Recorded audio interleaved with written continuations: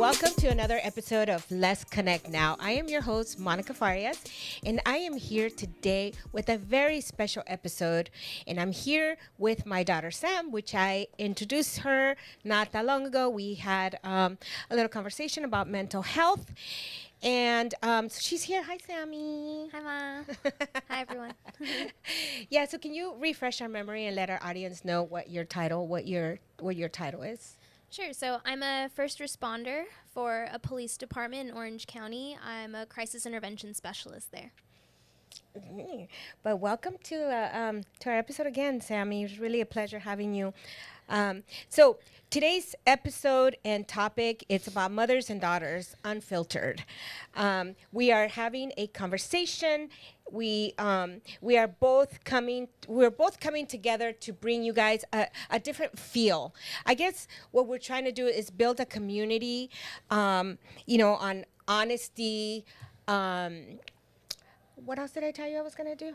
Courage, compassion, curiosity. Yeah, and these are all components that that of topics that we want to talk to you guys about, because we feel that that we just have so much to share with our audience about mothers and daughters, because I think it's a really special relationship that we build with our daughters, and a lot of times not everybody is as lucky as me, but That's true. yeah, no, definitely, I agree. But so we'll see how this flows. But I'm really excited about having a conversation with you today, Sammy, because if there's anybody that I admire so much in the world, it's of course both my daughters. Not because you're here, I'm gonna say you, but both my daughters, because both my daughters are smart, they're very intelligent, and when I say that, I don't say that to be to be boasting about who you guys are, but you both really are. You guys are both unique, different. You're taller than your older sister, but they're both very unique and and beautiful people. And I like to take some credit for that, because in my eyes I feel like I built two very strong women. How do you think that came about? Oh, absolutely. I feel like growing up, I was really shy.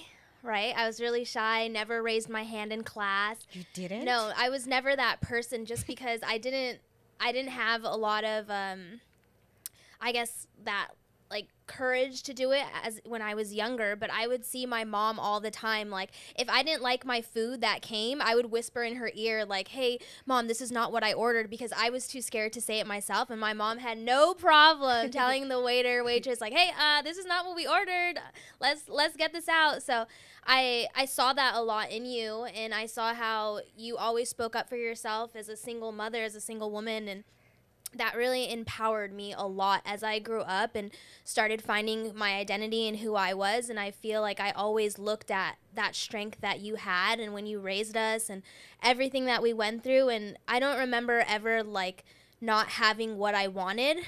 But as a child, you don't know that until you get older, and you're like, how does one survive with 4 kids on one income? Like, how is that even possible? So I think that just thinking back about like where we came from and all that you did, it empowered me so much to become the woman that I am today. Aww. And I am all about like woman power and being independent and all that stuff. And so I have a lot that I take from you that I've now like into my life, and it's been great. Oh, that's so sweet. But no, you're right. I mean, being a single mom after, being married for 13 years and then all of a sudden you're divorced, it's like, oh my God, but you have these, 4, little children that rely on you. Although, only 3 of you guys live with me, but, and we lived in a, believe it or not, and and there's some things that I don't like to talk about, but we lived in a 1-bedroom apartment. Right? We lived in a 1-bedroom apartment, and, I was married to, to a gentleman that actually wanted to keep my children and fought me in court, like with an attorney, and I had no means to be able to even have an attorney. And by the grace of God, I was granted my kids. And unfortunately things went, not as good as we wanted them to, but, I made it happen. I knew that after having everything, we had a home. I mean, we lived very comfortable. We had, a good life in a sense. And then to having nothing, to living in a 1-bedroom apartment. And it was just like, okay, what are you going to do with these kids now, girl? It But was so I don't scary. ever remember feeling any of what you were feeling. Oh, wow. So like all that, maybe like you feeling scared or not knowing to do, confused, whatever, that, all those feelings meshed together. I don't ever remember feeling that ever. Ever. Really? It's not until I got older that I started, thinking back, and I'm like, wow, like I can't even imagine how hard that must have been, and how hard, like the strength that it must have taken for you to like put on a happy face when you're with us. Like I don't remember ever being unhappy. I always, me and Chris, my younger brother, we would have the time in our lives playing in the kitchen. Like we would play drive through in our little cars. Like I don't remember ever being unhappy or not having anything. Always food and clothes and shoes. And I remember you taking me to Payless and those what is it, like those buy one get one free shoes. I didn't care. My shoes had like Powerpuff Girls on them. I was so excited to take those to school. In your backpacks? Yes. Oh my gosh. Yes. And I always had the best things, and like I don't remember ever feeling those like feelings that you had. I don't think you ever put that on us, and I think that takes like great strength. Yeah, and I share that. I've shared that with JR. I've shared that with my friends. That I never. One of the things that I told myself is that I was never going to share my problems with my children. That I was never going to sit you guys down and say, hey, your dad. Did you know that your dad is not doing this? Yeah. Did you know? I don't think you remember any conversations. Me having adult conversations with children. Because I just didn't feel that was something that I wanted to put on you guys, because at the end of the day, it was something that I had to deal with, and I wanted to make sure that my kids grew up, healthy, and just worrying about the things that were important to you guys. I mean, working, midnight shifts, the graveyard right across the street. It was an adventure. It was definitely an adventure, and I know I put a lot of responsibility on your older sister, to make sure that Chris got to daycare at a certain time, making sure that we had a babysitter pick you guys up, but I never, I always said, okay, I will use the resources that I need to use to make sure that you guys were being taken care of while I'm working. But at the same time, when you decided that you were going to be an all-out sports, Fanatic. Yes, a sports addict. I knew that I was going to have to rethink the way we were doing things, because I saw how. You might say you were shy, but let me tell you, on the field, you were never shy. Never shy. And then when we did fundraisers, remember when we did fundraisers and I had to bake like all these cupcakes and do all these little things that we would do, and it was just so cool to have my kids that really enjoyed doing that. Because I know you didn't like Girl Scouts. Oh my God, you were like, I'm not doing no brownie scouts. That's for girls. And I'm like, you are a girl. You wanted to play football, and you didn't want to do cheerleading. You wanted to play flag football, and then soccer, and then there goes this and that, and rearranging my schedule to make sure that that I'm there all the time. I think me being there all the time for every game, no matter what, it's something that I stress very highly to all of my bosses, no matter what job I had.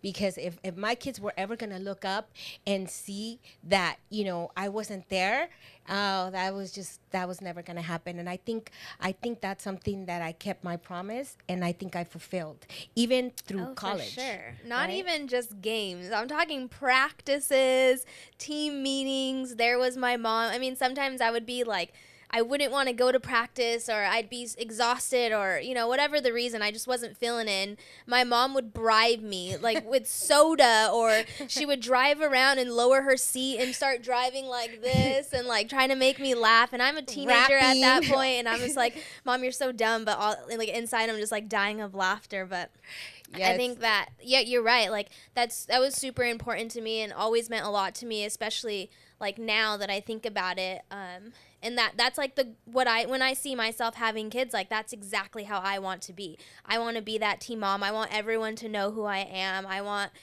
to be there for my kids, whatever the sport might be. Because let's be honest, when I started soccer, you had no idea what soccer was, the rules.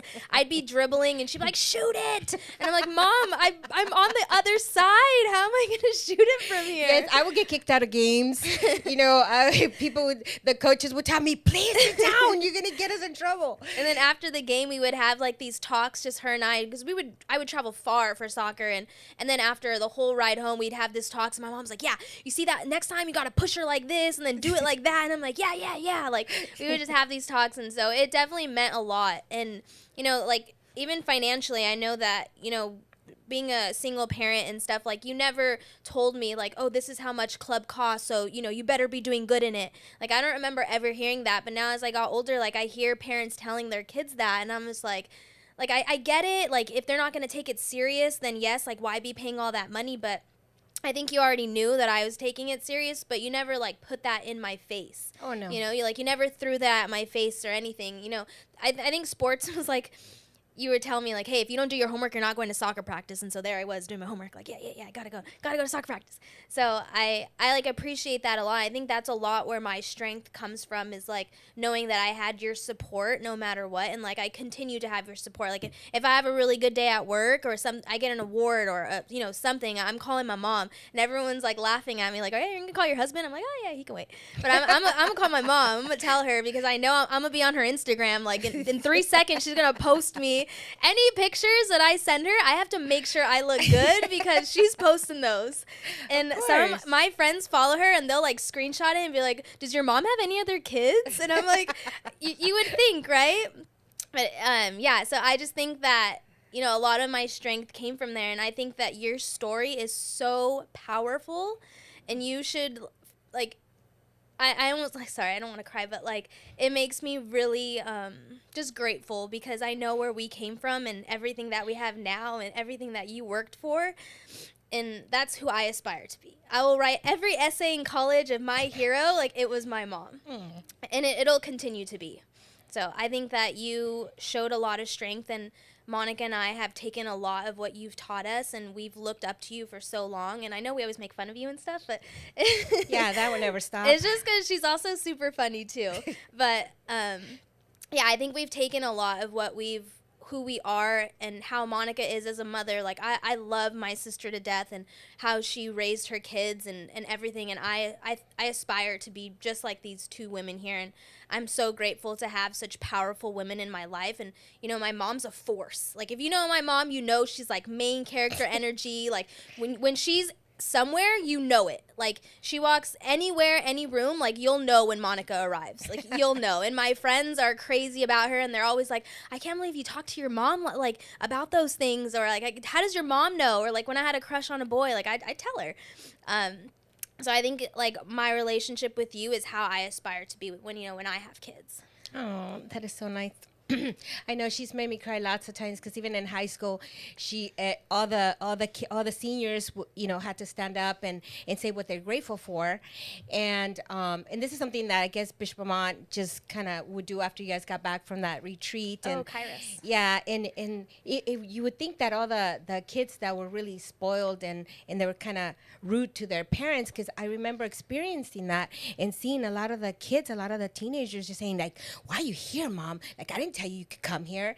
And it made me feel so sad, and I would always think, I hope my daughter never tells me that, because that would be like, wow, I think it would hurt my feelings so much. And I remember first them standing up and hearing all the stories, the boys, the girls saying, well, I guess I'm grateful for my mom, and like with attitude, and I don't know, it just really no feelings in what they were saying, or they would be really embarrassed to thank their parents for sending them on this retreat, for paying high tuitions to come to the school and doing this. And then you get up and you're just like, all of a sudden you're just like happy-go-lucky Sam, oh my God, this and that, and you're talking about it, and you're saying, and my number one hero, because I really want to thank my mom because she's my number one hero. And you had parents crying because of what you were saying, and they were just like, how did you get your daughter to be like that? Like, mothers asking me, and I'm like, I don't know. It's just a natural thing. I have no idea. And, the way that I protected you and and my other daughter and and Chris was so little, and it was just crazy, like all that. You're right. My life with my kids has been an adventure, like no joke. This girl would go to my work. I used to work at Ralph's, and she would come to my work and she seriously thought that she worked there.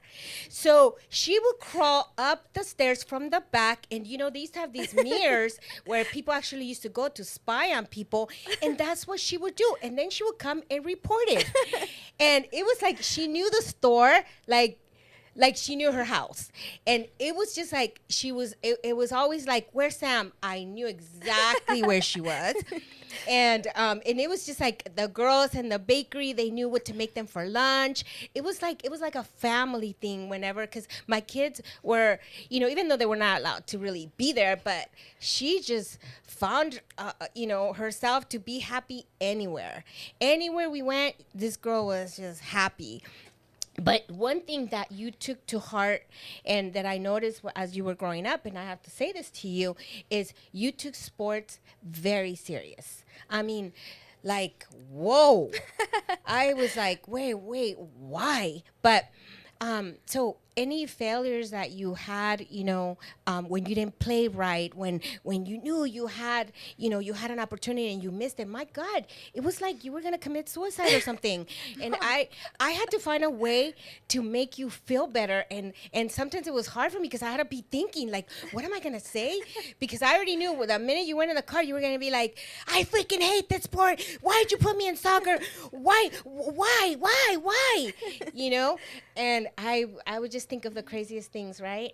And then all of a sudden you would just calm down and be like, you're going to have another opportunity to make that up. Like, why do you have to take it so hard? But I knew that you did, and that scared me. I don't know why it scared me. Oh, I'm still like that. Like, Caesar, my husband, and I play soccer on the same team. And it could be great because some days we're on it, we're good, like we're connecting, and then other days, like, we'll do something wrong. The whole car ride back is silent. We don't talk, we don't look at each other. I don't want to eat, I don't want to drink anything. You keep to your side, I'll keep to mine. I'm still like that. I think it's that, like, I think my college coach, she told me, like, when you decide to put that determination and discipline that you have in soccer into your job or into real life, like, you're going to be unstoppable. And I think it's just that determination of, like, I don't know, of, like, I know I can do this and I know what I'm capable of. And when I don't perform, it just, like, irks me. It irks me. You put that competitiveness in me. I mean, I don't know what you're talking about. I don't know why you're surprised, but and the way you bring up Ralph's it's hilarious because I totally remember every morning going to the bakery, getting my breakfast, and running down the aisles, up the stairs to that place, and then watching. One time I saw somebody stealing jelly beans, and I remember I ran to you and told you. But those those were the best times, and you had some cute coworkers that I always be talking to. I'm like 5. No, you were like 8. Yeah, but you. But like I had the time of my life, and I think that we all did.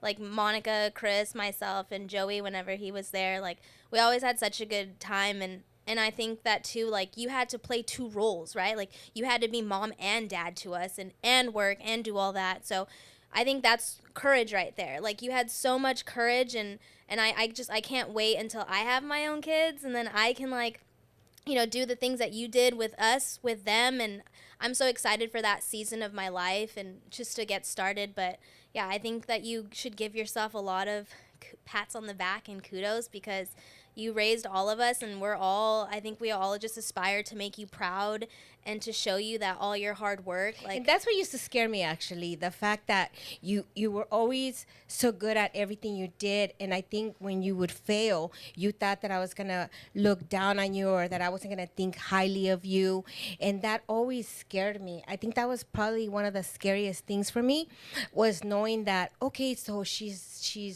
normal, but you didn't see it as being normal. You saw it as I'm not good anymore, I'm never gonna make you proud, because you would have those kind of tantrums, and they scared me. Those And I'd be meltdowns. like, oh my gosh, and because when you did that, I think the last one you did was like serious one. I have to tell you, because I don't know if you remember, but I that's remember. I remember. Yesterday? It was, it was like, it was crazy. I remember like telling my mom about it, and saying like, oh my God, what am I doing? Am I putting too much pressure on her, about certain things? I don't know. But it was like, because ever since you were born, you were so attached to me. She was the kind of kid that didn't even, if she didn't know you, she wasn't going to look at you. She wasn't going to smile at you. She wasn't going to talk to you. Nothing. She was just like, and you would just bury your head into my neck, and it was like, oh my God, get away. It was like, oh God, kindergarten, you wouldn't let me go. You're like, you sit there, mommy, I sit here in these little chairs right outside. And Sister Bonita goes, oh, it's normal, but she's actually the first child to make that suggestion. And I'd be like, I think she's the only one. And then I was pregnant from Chris, and I had to sit on a little chair right there, and you were just like having fun with mommy somewhere, and you would just peek in the classroom, and I'd be like, man, when is she gonna go inside? And one day she meets this little girl, and she's like, okay, mommy, you can leave now. And I leave crying because she kicked me out. And it was like the starting of something, right? But it was cute. But yeah, and then the last one, I think I remember you were 13. Stop.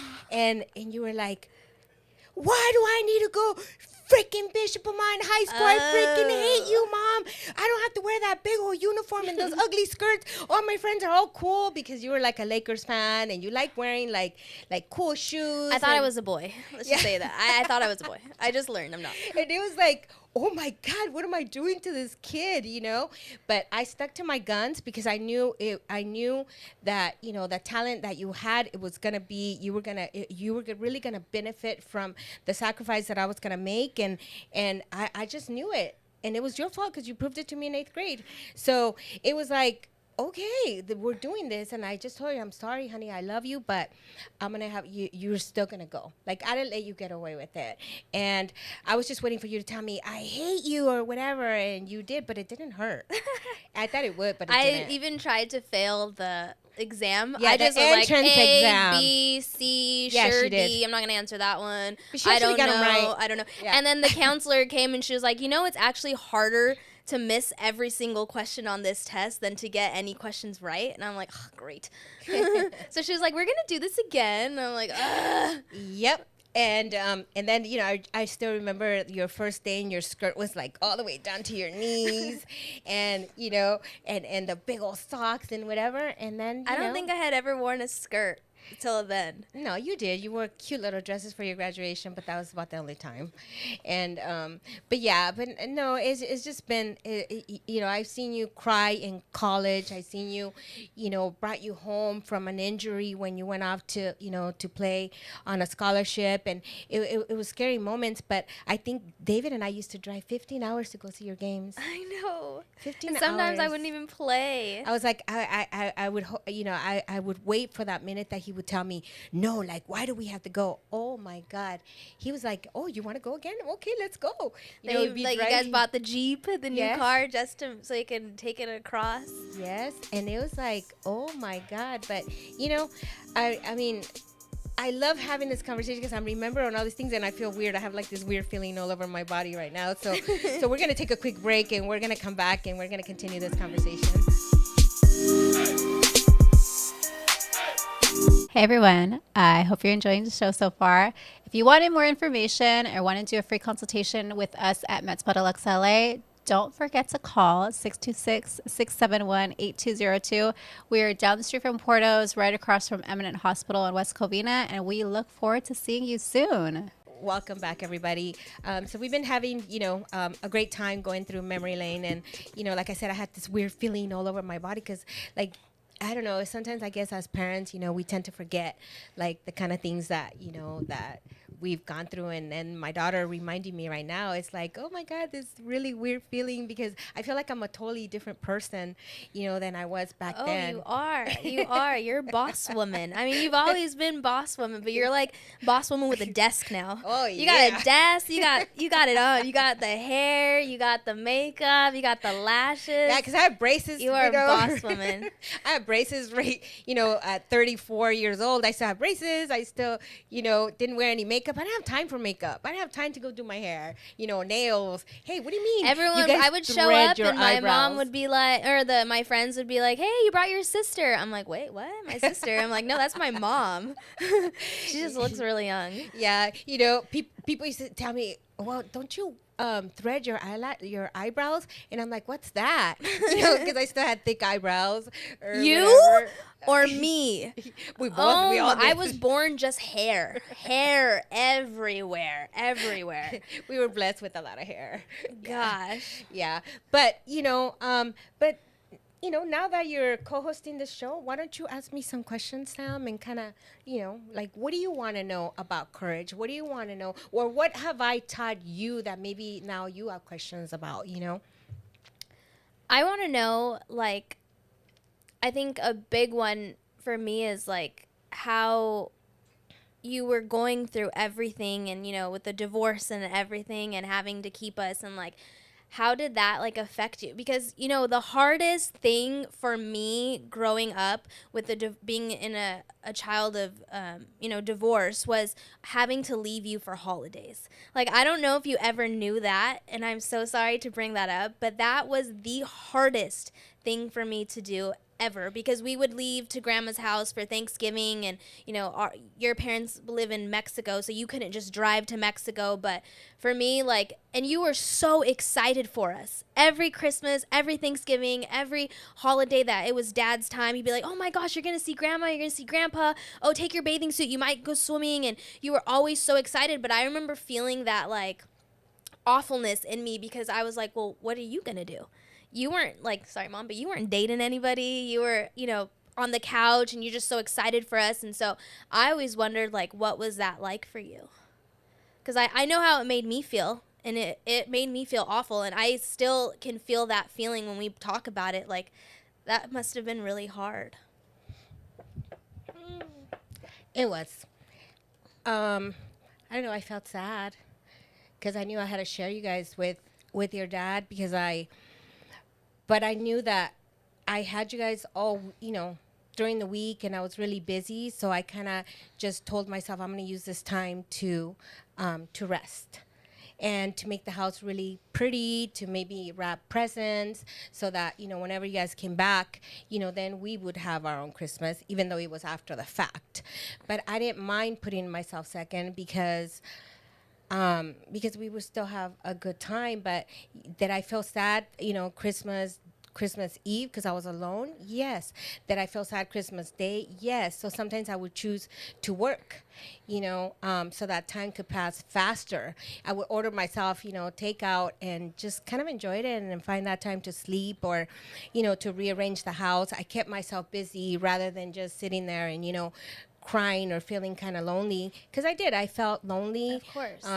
And you're right, I didn't date because I didn't have time to date. It was just it was like I wanted to really just heal myself. But I did journal a lot. I don't know if you knew that, but I would just pray or just go on my journal, call my parents.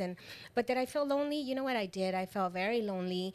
But I learned to deal with it, and I knew that every holiday was gonna be that way, because over there you guys had all the family, like on your dad's side, all the kids, the cousins.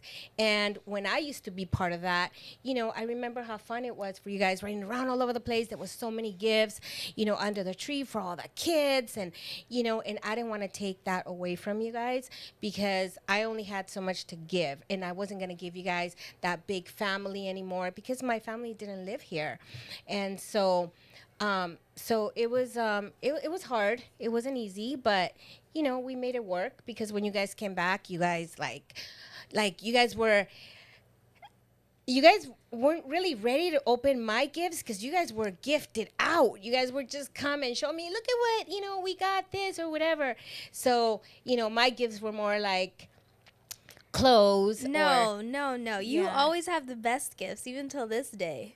Well, You're very, very like thoughtful and like exactly what we need kind of gifts. yeah, but I would see all the stuff that you guys would bring back. I don't know if you noticed, but even till recently, when you guys still kind of, you guys still go to your grandma's house, for Christmas Eve, and you still come, used to come back before you got married, and I would go upstairs. I run upstairs behind you to see what she doesn't want, to see if she'll give it to me, and because I want to know like what you get. And you tell me, oh yeah, Auntie gave me this, but you were never like, hi Mom, why do you want to know what I got? Like you would always tell me because that was exciting for me, I would run to the room, try on all the clothes. So this is what I got. This is what I got. Yeah. Little fashion show. Yeah, little things, and you would share with me, and I always found joy in that, knowing that you guys come back happy or whatever. Now I have David, and I think now you've made it a priority to spend Christmas with us. You still did, even as a married woman. You came and what was that after? Yeah, you did. Yeah, I did. You I came for slept Christmas and you put on your PJs and you spent Christmas with with David and I. It's like our little princess is back, and that brings me joy. Oh, me too. And It's non-negotiable. yeah, it's so non-negotiable. so maybe we can negotiate something at this point, and we could say that, because your sister also goes to your grandma's house for Christmas and takes the kids, so I get you guys Christmas Day now, which I feel very blessed to have that.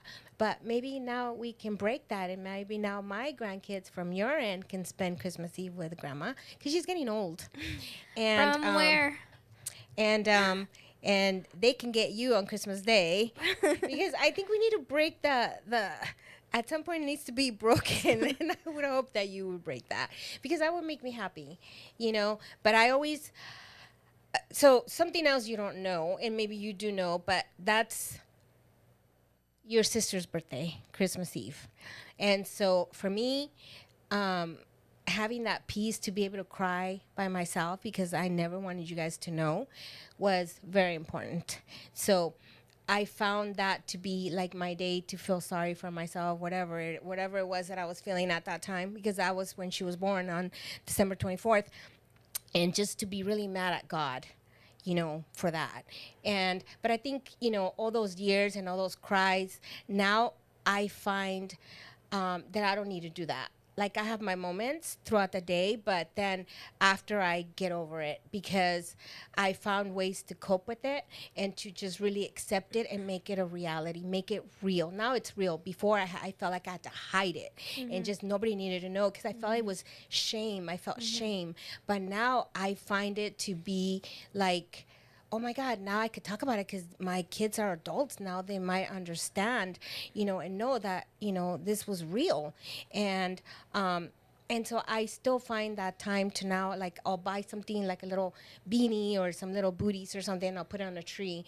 And that's all. I just wanted to be acknowledged. It's just your way of honoring her and your relationship and what she meant. Yeah, Absolutely. yeah, and not you or or Monica like have questions for me, and where before I felt like you guys were younger and you wouldn't understand, and you would like probably be asking me questions that I wasn't ready to answer. So I think that's what Christmas Eve was for me.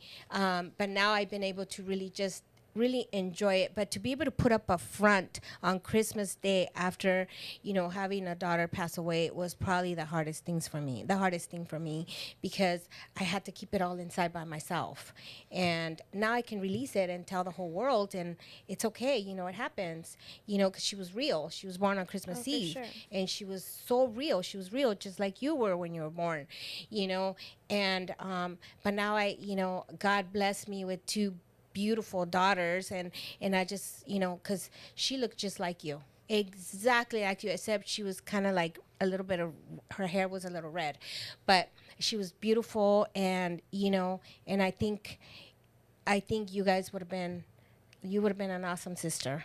So I thank God for that. I love that. But I I think that's like that's where I find courage, though. For you to have been going through all of that, especially the death of my sister and, having to leave you during that time, like those are feelings that you never shared with me, but I felt, because that was really hard to do when I knew, even as a child, so excited for Christmas Day and, spending the holidays, that I was leaving you, because that was really, really hard, especially saying like how attached we were and all that. Like, I still felt that, and that's crazy because you never said anything. If anything, you were like a hype man for me and Chris and Monica, like, oh, you guys are gonna go to grandma's, like, but for some reason I just remember feeling that, like, it was really hard for me too. And I think Joey and I one year, we like wrote in our closet at Dad's house, like, I miss Mom. We literally wrote that in our dresser.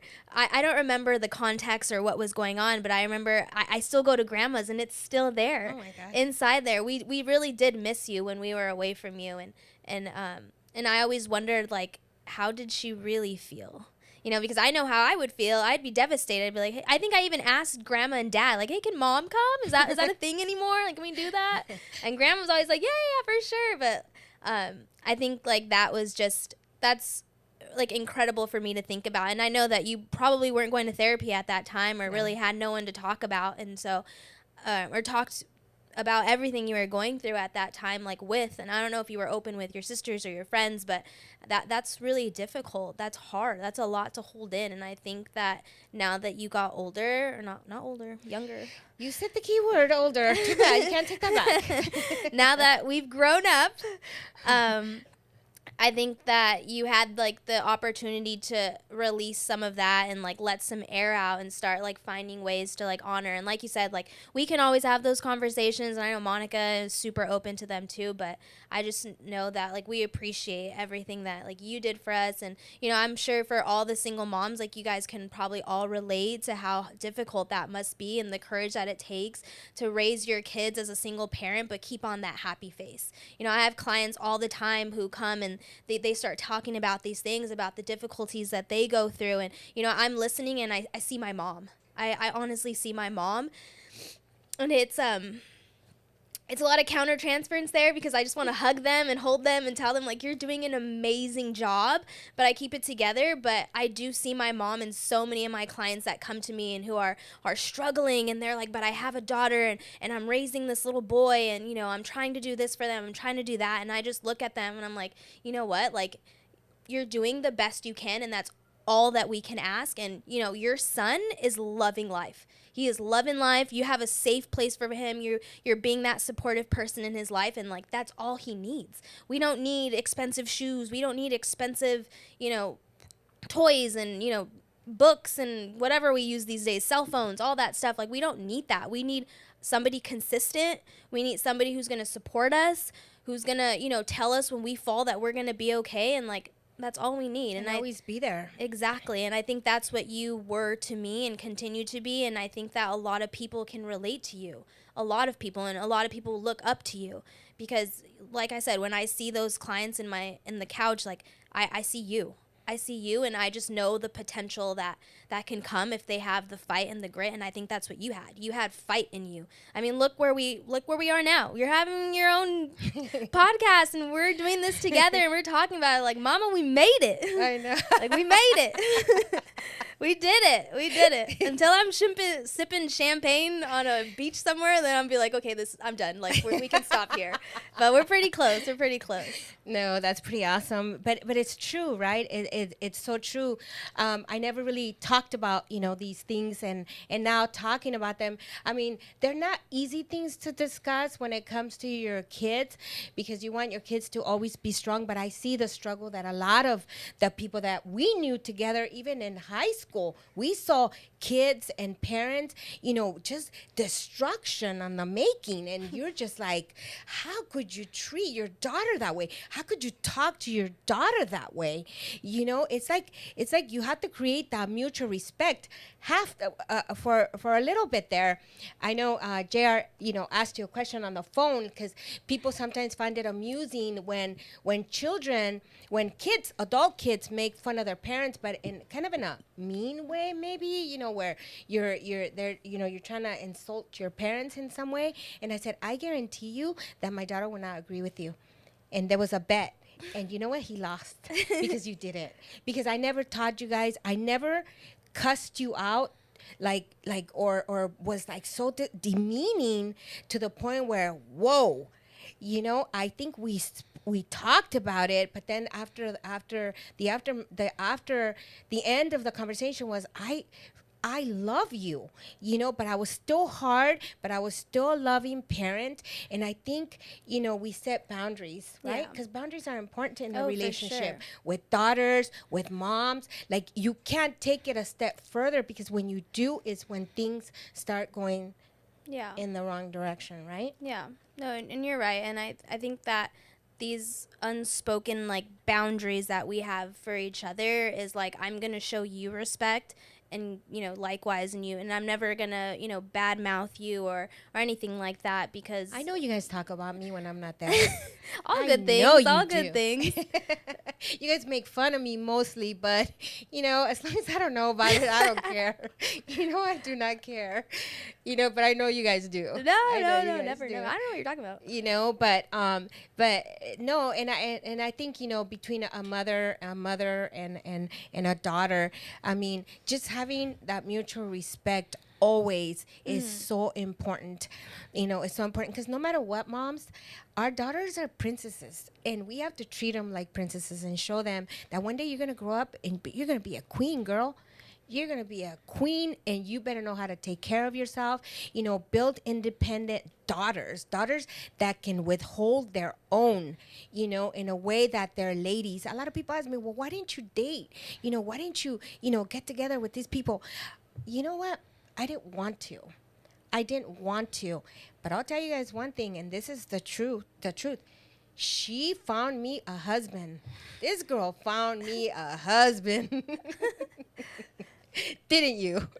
I was the middleman. I don't know how it ended up that way, but I was, and I was like, ooh, okay. Yep. There was, this guy who was very persistent, and I was like, okay. And like, the thing to me was that David, my stepdad, included me in that. Like, I think it's important when, you're a single mom and you have kids, that your partner, whoever it decides to be, is also accepting of your kids. Because no offense, Mom, but you dated some guys that, like, I saw here and there, and I was like, hey, what's up? But, like, I was like, you're not going to last. Like, see you later. Goodbye. I'm making dinner for myself. I did not invite you here. I'm so sorry. And, like, and she really was rude to the point where she would shut the door in their face. No, I don't think I ever did that, but I just knew this, like, what's your name, Joe? Like, okay, bye. Like, no, but David would include, he'd be like, hey, I want to take your mom out. Like, what do you think about all 5 of us go bowling? And to me, that meant a lot to me, because he included all of us. He knew that it wasn't just you. Even though I was in high school, I think about to graduate, I was older. Like, it didn't matter to him. He still included me in all of that, and our brothers and sisters and his kids. And so it was really nice that he came from, like, that place, and not just, hey, can you see if your mom will go to dinner with me? And I'm like, what? No. Like, no. So, like, I think it was really nice, and that really caught my eye. And I think it's important that, he did that, because then I felt included in your guys' relationship. I mean, not all of it. I don't want to know all of it. But, like, the nice parts, like, I got to meet his family, and they got to meet me, and, I got to be a part of it. And my mom would talk to me about it, and I was like, thumbs up here, Mom. Like, you're good. And so, yeah, I mean, I don't take credit for it, but I'm not going to not take credit for it. But it's because she was like, oh, no, I'm not going to date him. Like, no. And I was like, mission accepted. And every weekend when she was leaving me to go to her dad's house, she would tell me, when she was still in high school, she would say, Mom, so what are you doing this weekend? I'm like, oh, I think I'm going to sleep. She's like, Mom, aren't you tired of being home? Can't you get out and go to parties or something? I mean, do you ever, like, do anything fun? but it never bothered me, it never really bothered me to be alone. I think I really enjoy my own company. So do I, honestly. I love my alone time. Right? I love it. I think that's something that a lot of people don't embrace. They always want to be, a lot of moms that I see still to this day, they're 50 years old and they're still partying, they're still in that crowd and they want to belong or whatever. Although my kids are out of the house or whatever, I still don't feel like that's where I want to be. Like, I enjoy my peace. So I took up, running. I took on reading books. I wanted to really educate myself and really see the world from different eyes, other than, because whenever we used to go to parties, I didn't feel like I belonged there. I just felt like this is not the life I want to live. And, I would see how fast people were aging because of the partying and because of this.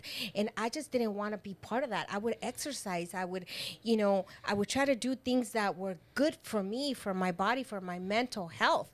And, cooking, right? I don't think we ever had any fast food.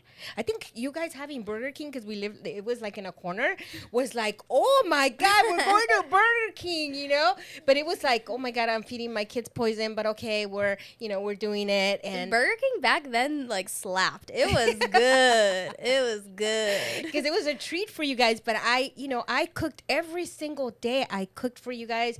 You guys were really plumpy. But what? I don't remember that. But I think that's something that I wish you would have taught me, though, because everything was always, a plate already made. Like, I go and I see some of my friends' families, and they have their daughter, like, stand right there in the kitchen so she can watch mom cook. But I would always be in the living room, like, just watching TV, waiting for mom to cook. Like, when's it gonna be ready, But I wish you would have taught me to cook more. I'm sorry. You could come over now. I could teach you. I could teach you. You might learn. Caesar's been eating the same thing for, like, breakfast, lunch, and dinner. I'm like, I'm sorry, babe. This is all I got. That's all I got. Luckily, we have TikTok, because I'm learning some recipes on TikTok. See, that's a good thing, Alex. You're exploring. Yeah, and I use my air fryer for everything. Hey, those are awesome. My mom banned me from using the stove at one point because I left it on, and so I wasn't allowed to use it. So I remember Caesar came over, and he's like, hey, can we cook? I'm like, ooh, I'm not allowed to use the stove. Let me ask my mom. You're too much. You're too much. But with that said, I think through these episodes that we're going to be having and these conversations that we're going to be having, we hope that we can shed some light towards, restoration in relationships with mothers and daughters, because there's always hope, no matter at what stage we're at. No matter how old our daughters are, there's always that, that forgiveness that could come from just having a conversation, and it doesn't have to be harsh. It could be, it could just be, I don't know, with maybe, seeking some kind of, therapy or, and I give your clients a lot of credit, because at least they're talking to somebody, right? That's the first step forward is just getting the help that you need and recognizing, who you are and what you are and what you bring to the table and working with that. Yeah. And working with what you have, because you can't have it all. We don't know everything as moms. Yeah. We don't know everything. Everything is discovery. People say, I can't wait till my kids get older. Trust me, it doesn't get better. Yeah. It doesn't get better. Life was so much easier for me when you guys were little, because it was like, oh my God, and as you get older, it's harder because you still want to keep your kids close, and now that they're independent, they have their own life, and you're like, wow. So I just try to hold on to those memories and to, let's see what else we're going to do new, let's. But there's still like, I know you say that, and I love that, and that, like, you want to keep us close, but, like, we're right there, because if I'm doing something, I'm like, this is not how my mom would do it. Like, we gotta change this. Like, ooh, no, those pillows. Like, no, this is not how it goes. Like, oh, that's not how my mom does the bed. Like, you gotta change that. Like, so much that we learn from our moms, and I think, like, being a mom has to be the hardest role anyone can play. And I think that's what scares me about having kids is, like, am I going to be that person? Like, when will I mean, I'm 30 and I don't have any kids, but I'm like, when is it that moment that, like, I'm going to know, like, hey, I'm ready? Because I still feel like I'm 12. I don't know what I'm doing. Yeah. You still act like you're 12 sometimes too. But you know what? you can never be prepared for anything. Everything is gonna come when it's gonna come, when the time is right. You know, I don't know if there's a right time or a wrong time to be a mom or whatever, but when your time comes, that's that's your time, and you'll figure it out, but you're gonna be so lucky because you're gonna have me. No, honestly. And I'm gonna wait for that invitation. I'm like, Mom, what's a diaper? Where do these go? I have to clean that? Yes, and so you'll have me to teach you, and I promise to teach you every step of the way. But you couldn't have a better teacher than your sister.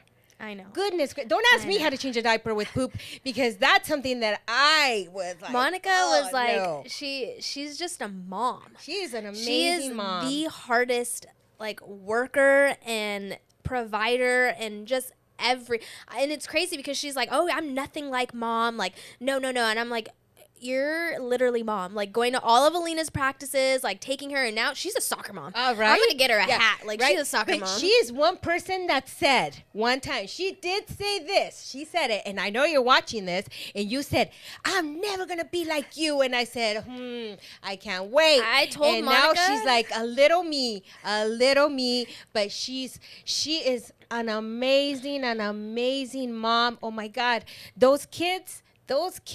Are they not like, whoa? Yeah. Oh my God.